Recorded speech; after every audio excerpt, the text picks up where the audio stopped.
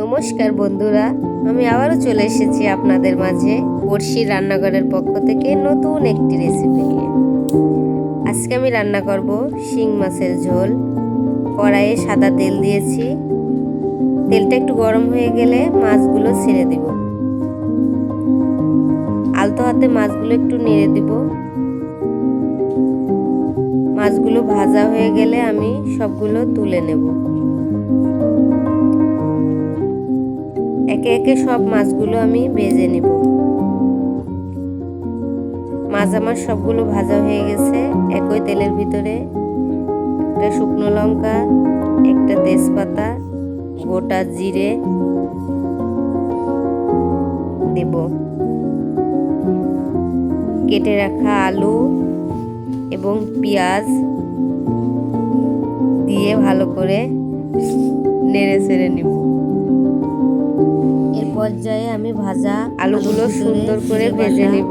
আদা বাটা, শুকনো লঙ্কা বাটা, সামান্য পরিমাণ জল,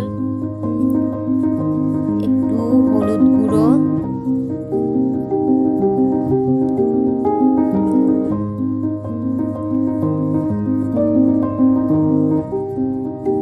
পরিমাণ মতো লবণ,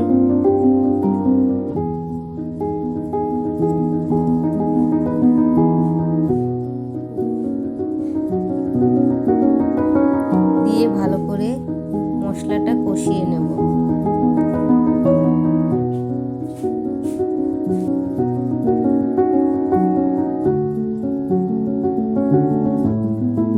এবার ভালো করে কষিয়ে নেব যত সময় না মশলা থেকে তেল ছেড়ে আসছে। ভেজে রাখা মাছ, ঝোলের জন্য পরিমাণ মতো জল দিয়ে দেব। আপনারা আপনাদের পরিমাণ অনুযায়ী ঝোলের জন্য জল দিবেন।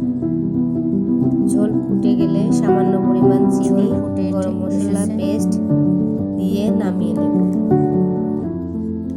গরম গরম পরিবেশন